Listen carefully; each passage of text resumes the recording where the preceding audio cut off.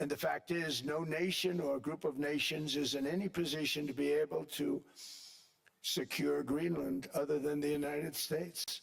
We're a great power, much greater than people even understand. I think they found that out 2 weeks ago in Venezuela. We saw this in World War II, when Denmark fell to Germany after just 6 hours of fighting and was totally unable to defend either itself or Greenland.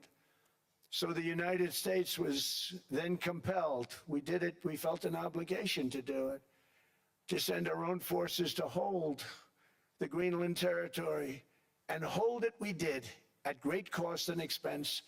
They didn't have a chance of getting on it, and they tried. Denmark knows that. We literally set up bases on Greenland for Denmark. We fought for Denmark. We weren't fighting for anyone else. We were fighting to save it for Denmark.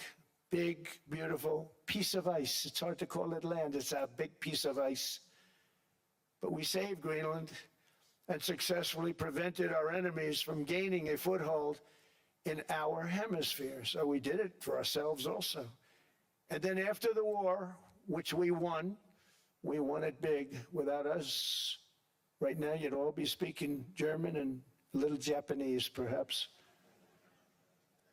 After the war, we gave Greenland back to Denmark.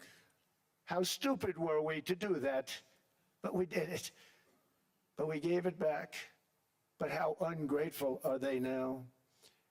So now our country and the world face much greater risks than it did ever before because of missiles, because of nuclear, because of weapons of warfare that I can't even talk about. 2 weeks ago, they saw weapons that nobody ever heard of. They weren't able to fire one shot at us. They said, what happened? Everything was discombobulated. They said, we've got them in our sights. Press the trigger, and nothing happened. No anti-aircraft missiles went up.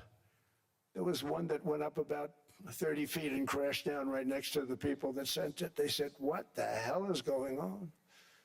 Those defensive systems were made by Russia and by China. So they're going to go back to the drawing boards, I guess.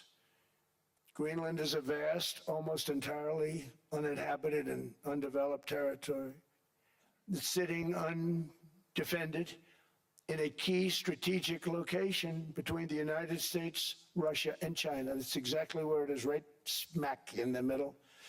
Wasn't important nearly when we gave it back. You know, when we gave it back, it wasn't the same as it is now. It's not important for any other reason, you know, everyone talks about the minerals. There's so many places. There's no rare earth, no such thing as rare earth. There's rare processing, but there's so much rare earth. And this, to get to this rare earth, you got to go through hundreds of feet of ice.